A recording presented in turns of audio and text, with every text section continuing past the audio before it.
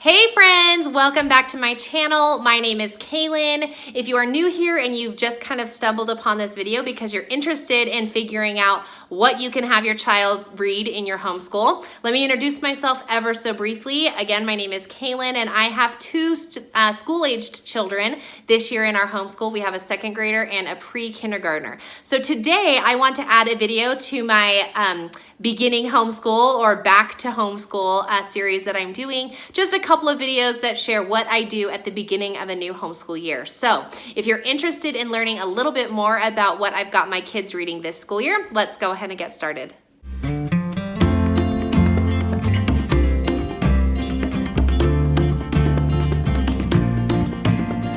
All right, guys, so in the spirit of the new homeschool year, I've got these few videos going out sharing our new homeschool year plans and how I'm organizing things.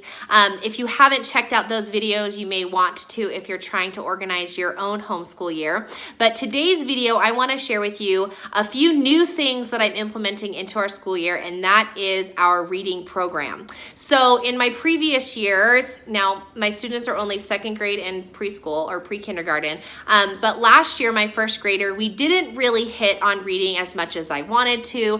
I didn't really make it a priority. I didn't plan it in. And as the saying goes, if you fail to plan, then you plan to fail. And that's exactly what happened with me and our reading program. So this year, I have selected several books that we're going to do as read-alouds. Some books that I'm going to assign my child, so assigned reading that I want him to finish, over the course of the school year. And then I have a couple of books that my junior kindergartner is going to really explore as we do 5 in a row. So I want to share with you what those books are, because when I first started my homeschool journey, I didn't know anything about how to choose books, what books to choose, how do I know the correct level. I mean, I kind of did a little bit of research and there was all these like letters people are throwing at me. Are they level A or D or C or F, or I don't know. I was so confused. And so as a bit of encouragement for maybe someone who is new on the road, it comes with time. You will understand and know better with time as you begin to teach your child and listen to your child read and do their assignments in their language arts.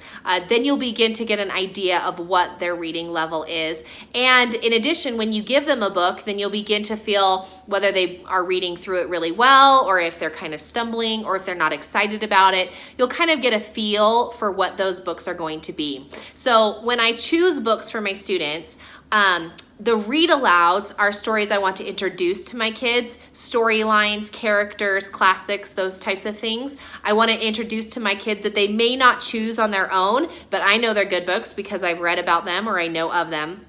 And then books that I'm going to assign to my students are going to be those that I think they'll find a lot of interest in. They're at their reading level or maybe even a little bit below, because I want my kids to really have a love of learning and not be intimidated by how many pages there are or how many words are on the page or are there enough pictures or anything like that. So we've had a couple of fails, so I think I've got it right. But of course, always being flexible in homeschool is one of the key threads that you need to have. So this is not written in stone, but it's a good idea of some stuff that we're going to do. So without further ado, let me turn the camera around and I'll show you these books that I've picked out. Okay, so I have a couple of stacks here that I'm going to go through. The smaller stack, these are the ones that I'm going to assign to my second grader. I'll show you those in a second. These are the ones we're going to do with 5 in a row. So let me show you our classroom read alouds. These are books that I will read aloud to my student. Some of them I have like assignments or things that we're going to do along with it, whether it's reading comprehension or a lap book, and I'll tell you that when we get to it. And then others of them were just reading and enjoying, okay? So this is Charlotte's Web.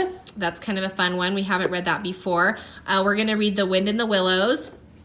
I have all of the Magic Tree, not all, please, there's millions, I think. But I think I have like 29 of these Magic Tree House ones. And we are up through these 3. We've just read these 3. So I think we're on book number 4. But my kiddos love these Magic Tree Houses. And there really are some excellent activities on Teachers Pay Teachers. I've talked about them before in another video. I think it was in my summer basket video. So if you're curious about those, you may want to check that out. But we will probably be doing some of those for some of these books. I think that throughout this whole school year, I have us reading up through book number 10. So, so we have those ones. Those are a super, super fun read for both boys and girls. And they're really a good, you know, size for my second grader. I think I might have him read one of them on his own, but I haven't put that in the stack. So anyway, another read aloud we're going to do are these Board illustrated stories from Aesop. We're not going to do all of them, but I have a resource that comes from Evan Moore that's going to be their literature pockets for the fables, and we're going to be doing those with these read alouds, okay? This is just a fun book. I don't have anything with it. I just wanted to introduce my kiddo to the Hardy Boys. He really likes treasure hunting and discovery, or like, you know, clue finding books, so I think that'll be fun. This is a book that we had scheduled for last year. I didn't do it. These are the classic starts. And let's see, Erica over at Confessions of a Homeschooler has really great lap books for these classic starts. I didn't download, I actually do have this purchased, but I didn't like print her lap book for this because I still think my kiddo is one grade level too low. Maybe in January or February his writing will be better, that I could assign him to do a lap book independently. But at this time, I think we're just going to read the story. And I don't know if I've read this for, gosh, if I have, I don't remember. So that'll be a fun read. And then this is from the Good and the Beautiful library, Over the Hills to Nugget, and I do have a lap book for this as well that I made. This is a personal product that I created, and I actually have my lap book available on my Teachers Pay Teachers site. So if you're looking for a lap book for this, whether or not my kiddo will do it will depend on where we're at the end of the year. I believe that this is a book we're doing at the end of the year because it kind of goes along with expansion as a part of our history unit, okay? So that's a lot of books that we got. I don't know, maybe we'll get through all of them fast. We might not get through all of them fast, but I do have them all blocked out as a part of our reading schedule. So hopefully, you know, we'll see. We'll see how that goes. Okay, so these are my assigned reading. Now, when I say assigned reading, this is stuff that my kiddo will read, you know, at nighttime or after dinner or in bed before he goes to sleep. We do have a reading time as a part of our school day, so maybe he'll want to pick this up and read it. But I only have 4 books here, so I may throw in, like I mentioned before, one of those magic treehouse ones, but I just don't want to intimidate him. If we could get through these 4 books, then I'll feel really good about where we're at. So anyway, I have the Magic Finger. This is actually not a chapter book. If you've ever read it, it's got really good sized pages, but just grab a bookmark and then you'll want to just kind of pause reading throughout, you know, however long it takes them. But it's not a chapter book. This is just a story. And if you have never read it, which I had not read it before, I think that there's like 62, here we go, 62, 63 pages. So it's a good size. I actually got most of my books, I'll kind of throw this in here, most of my books I got from Scholastic. You can create a Scholastic account without being a teacher. I got it as a teacher, but you can do it without being a teacher and get some really good deals on some books and ship straight to your house. So you might want to check out that if you want to. We're going to read Frog and Toad. My local library also has more of the Frog and Toad books, which we may pick those up and I'll have him read those on his own as well. And then as a grand finale, I have the Chocolate Touch. I have not read this book, but it came highly recommended. The font size is the same, but the length of the book is quite a bit longer than the Magic Finger. So this will be the grand finale to our school year, and we'll see if he can read it well and get through it. And you know, I'm a little bit nervous about how this assigned reading is going to go because I've never done it before, and you know, my son really likes to read just, you know, those super short Disney books or whatever that he gets at the library. So anyway, we'll see how those go. I'm kind of excited about those. These last few that I want to show you is what my junior kindergartner is going to be diving into as we do 5 in a row, and my second grader will be a part of it as well. So I've chosen, we have Madeline, How to Make an Apple Pie and See the World. I think that this is my favorite fall book of all time because I love apple themes. I love apple pie. I love fall. And this book really allows me, and I love traveling. So this book really allows me to just kind of touch into all the things that I love. And it's a really fun book. If you haven't done it before, I highly recommend it. Again, I got this from Scholastic, so that's why I have that copy. We're going to do Mike Mulligan and the Steam Shovel. This is a great, like, about progress and history and that kind of themes. It's a really fun story. The Clown of God. This is a fun story about the boy with his talents.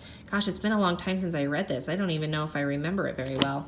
And then our classic Cranberry Thanksgiving, where we make cranberry bread at the end. My kids love this book. This is a Thanksgiving classic and a tradition in our family. So we've never done it with 5 in a row before, although it is a 5 in a row book. So I'm going to be kind of integrating those lesson ideas as we read that book as well. So anyway, so there you go, my friends. As I mentioned before, I hope that you find some value in this or some encouragement or some ideas. Like I mentioned, when I first started homeschooling, reading was like so second nature to me. Maybe that's not the right word. It was so second left field. It was just out of my ballpark. I didn't understand like how to choose books or what is a read aloud and what do you do with your kids when you're reading aloud. And I mean, it was just it's such a foreign concept to me, and I've really tried to embrace it and integrate it as a part of my classroom. So I'm hoping that me sharing this journey with you gives you ideas, encouragement, and inspiration as to how you can bring reading and stories and books into your classroom a little bit more effortlessly, a little more seamlessly, so your kids can have that love of learning and that love of books as well. So anyway, if you did find value in this video, give me a thumbs up there below. Subscribe to my channel if you haven't. I've got our homeschool journey, it's actually titled Our Homeschool Life, which is a series I do during the course of our school year. And I talk a lot about the curriculum that we're using, how it's working, what I'm doing week in and week out. And you can get real-time updates as I'm working with the curriculum that I've picked. So feel free to subscribe. I've got lots of tutorials and other things that I share with homeschool messages and that kind of good stuff. So I'd love to have you along for the journey if this is stuff that you're interested in. Thanks so much for watching, guys, and we'll catch you in another video.